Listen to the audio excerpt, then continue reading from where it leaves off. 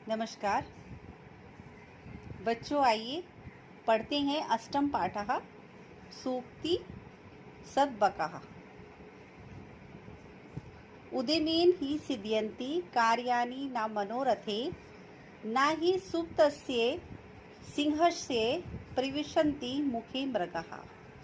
ये उद्यमेन मेहनत ही करने से सिद्ध्यन्ति पूरे होते हैं, कार्याणि कार्य न मनोरथे सोचने मात्र से, कि सोचने मात्र से कार्य पूरे नहीं होते, बल्कि कार्य कैसे पूरे होते हैं? परिश्रम करने से, मेहनत करने से। उद्यमेन ही सिद्ध्यन्ति, मेहनत करने से ही कार्य सिद्ध होते हैं, सोचने से कार्य पूरे नहीं होते हैं। जिस प्रकार न ही सुप्त सस्य सिंहस्य प्रविशन्ति मुखे मृगः, जिस प्रकार सोए हुए शेर के मुख में हिरण प्रवेश नहीं करता है,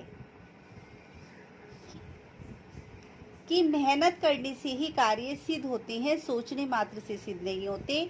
जिस प्रकार सोए हुए शेर के मुख में मृग हिरण प्रवेश नहीं करता है, यानी कि हमें हर कार्य को करने के लिए मेहनत करनी चाहिए, तभी हमारा कार्य पूरा होगा।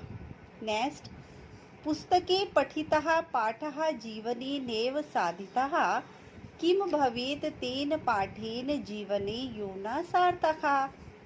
पुस्तके, पुस्तक को पठितः पढ़ने से, पाठ पुस्तक में पढ़ाए जाने वाले पाठ को जीवने जीवन में नैव नहीं साधित धारण नहीं किया, कि पुस्तक में जो पाठ होता है उसे पढ़कर अगर हमने जीवन में धारण नहीं किया, कि भवेत तेन पाठेन, तो उस पाठ को पढ़ने से क्या फायदा, क्या लाभ। जीवनो योना सार्थक, जिसे हमने जीवन में ही नहीं लाया, व्यवहार में हम नहीं लाए।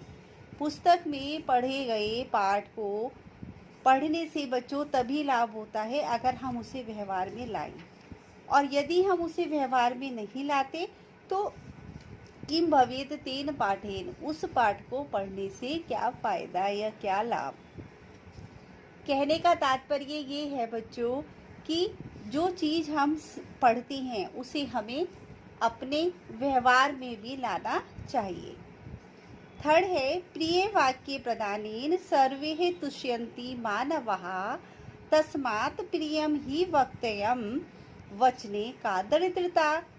प्रिय वाक्य प्रदानेन यानी कि मीठे वचन बोलना, सर्वे तुष्यन्ति सभी को प्रसन्न करता है, मानवा मनुष्य को, है ना। कि अगर हम मीठा वाक्य बोलते हैं, सबके साथ मधुर वाणी का प्रयोग करते हैं, तो सभी मनुष्य खुश होते हैं। तस्मात, उस कारण से, इस कारण से कि मीठा बोलना चाहिए, उस कारण से प्रिय ही वक्तव्यम, हमें मीठा ही बोलना चाहिए, प्रिय ही बोलना चाहिए। वचने का दरिद्रता, कि वचन मतलब बोलने में, मीठा बोलने में क्या कंजूसी। कि कहने का तात्पर्य बच्चों यहाँ ये है कि हमें हमेशा सभी के साथ मीठा बोलना चाहिए, कड़वे वचन कभी भी किसी के साथ नहीं बोलने चाहिए। ठीक है। नेक्स्ट, गच्छन् पिपीलको याति योजनानां शतानयपि, अगच्छन् वैनतोऽपि पदमेकं न गच्छति। गच्छन् जाता हुआ, पिपीलको चींटी, याति बहुत दूर तक, शतायन सैकड़ों, कि जो सैकड़ों चींटियां होती हैं वो सीधी चली जाती हैं बहुत दूर तक, है ना।